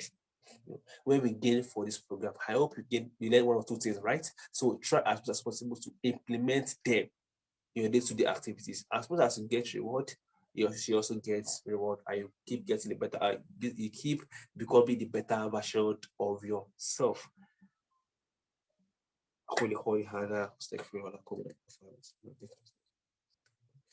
Assalamu alaikum wa rahmatullahi wa barakatuh. Thank you for having me. Please. Wa alaikum salam wa rahmatullahi wa barakatuh. Jazakumullahu khairan. This was amazing. Like I posted on my status that you have delivered more than our expectations. Jazakumullahu khairan. This is something that would definitely use beyond Ramadan, before, during, and after Ramadan. And I pray that Allah accept this from you and from everyone, and may Allah ease it for us. Like I said when we had the previous break, that the joy of what you know is when you implement. Without implementation, everything is just a waste. I mean, I'm sure there are a lot of things that we all, if you don't do it, of what use is it? So I pray Allah makes it easy for all of us. So I'd like us to drop our questions. I can see you, Zoom. I am seeing everyone. Thank you all for staying tuned. Please, if you have any questions, let's ask so we can go and prepare for the next session. So the next session is going to be starting by, while I wait for you to type your questions, the next session is going to be starting by 2:15 p.m. inshallah, after Zuhr. I know we have different times for our Zuhr. In some places, they do the Jama in their masjid for 1:32. So sure by 2:15, we would all be done and we can come back. Please use the same link. If you registered via Zoom, you have an email. The link is in your email, and the code, which is Ramadan, very simple, capital RAMADAN. Use it to sign in. And Facebook, it is public. Hiba Consulting Limited. You can join via Facebook. It is the same. Please invite your friends. Invite your friends and your family. Sorry, my baby is disturbing me. Okay, I am reading the comments on Facebook. Sister Agbade Adeola, may Allah bless this our speaker. The class is very loaded, mashallah. May Allah reward Hiba Consulting Limited for doing this. Thank you, Amin. May Allah reward you. The organizers. That's from Sister Rukoya Agbaje and Sister Ibikule Urala to send a dua and a good comments. Please, if you have, I think people don't have questions. Though. Is it that we all understand this, or we are shy? Please don't be shy. Please, it costs a lot to consult with him. So he's doing this for us free of charge. Please, let's make use of this opportunity while we pray for him. Please, please, please, if you have any questions, ask now or go and pay. Please ask your questions. Yes, ma. Even though. So if you need personal, time management plans, maybe, we all have our personal struggles aside from what we find general. So you can always go to him. I'm going to tag him on the Facebook page. Brother Toy, please, you can drop your my phone WhatsApp number. Yes, in this Zoom session. Okay. So I would also put it on Facebook. So anybody that wants to consult you personally can do that. Sulaiman, the assistant is coming. So okay, thank you. Can consult him. I think people don't have questions. Mashallah. There is no ignorance in not knowing. The ignorance lies in not acting. Acting, exactly. So exactly. I think so. Please be free to ask any question. Be free to ask questions. So if you feel like you have a particular, a particular point or something in mind that I have not addressed, we are expecting from it. So you can make it in the form of question. Get it? Yeah, so you can address it. So please don't be shy. He's going to put his phone number. I'm also going to put it on Facebook. He's going to put it here on Zoom, so we can consult him later. Maybe your question is so personal and you just want to have a one-on-one consultation with him. Please feel free to do that. And I'd like to tell you again that Hiba Consulting Limited is a business and real estate consulting agency. We offer business strategy sessions for business owners. Our services include product management, product development, business strategy, and clarity sessions. And we sell verified real estate in Lagos. Yes, ma'am. Someone is asking a question, ma'am. Okay. Sorry, please, can you repeat the Quran verses on? Okay. I am going to make a post on that after the session. Please look out for the next post on the Facebook group. The Facebook page is Hiba Consulting Limited. Hiba Consulting Limited. It is right there on Facebook. It is the only page that has that name, so you are not going to make any mistake. You are not going to find yourself in another page. So immediately after this session, inshallah, I'm going to make the post listing the Quran verses so you can read and ponder upon the verses, inshallah. So, let me see. I want to share. Okay, someone is asking on Facebook.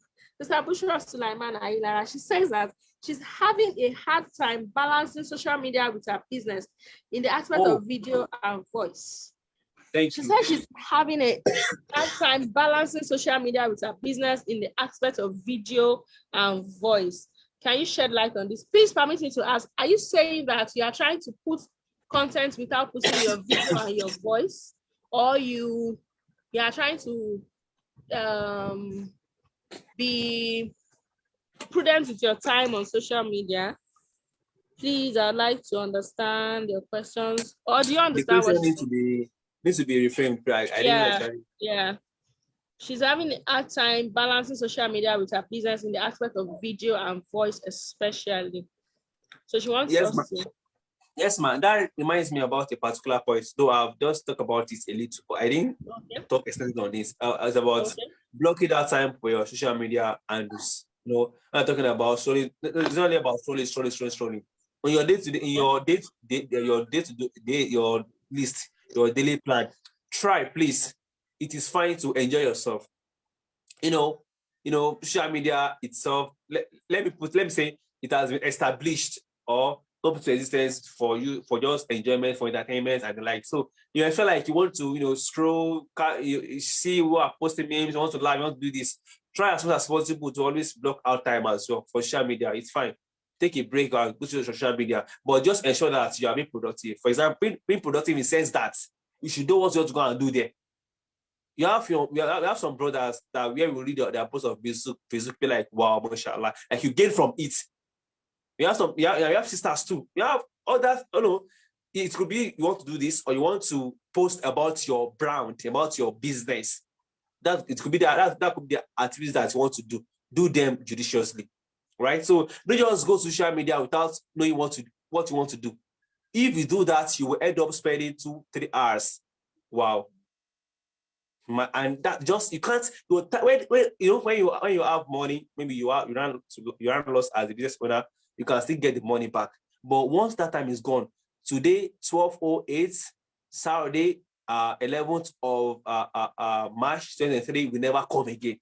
Once it's gone forever. But when you lose your time, you can still get time. You can still when you lose your money, you can still get enough money. So I don't know your question. If you are saying that your video, do you mean your video, like maybe you want to market your product, or your voice note? I didn't get it. If you can reframe that question, please. Thank you. Okay, thank you very much. In addition to that, let me just assume I understand what she's saying, and I hope someone learns from this as well. If you are saying that you have issues with, maybe as a Muslimah, you know, there is a limit to what we can post and all of that. I think you can actually make your post without yourself while showing your goods. Like, you can still just get a tripod or someone to hold your phone very well so that you show your goods and all of that. I'll mention his sister. She's a Muslimah, she's a Muslim woman. I'm sure she should be in her 40s, and she uses Instagram to market her products. We can all check out her page. We don't have a relationship, so she doesn't even know I'm doing this. Her business name is Beams Marketplace. Beams Marketplace. She sells kitchen utensils, and she does video like almost every day, if not every day, if not more than once a day. She shows her products. She shows everything that she sells, and she does not show herself. Like, the only thing you see is her unboxing her product, opening the boxes and all of that. And you know, she has been able to win a lot of people.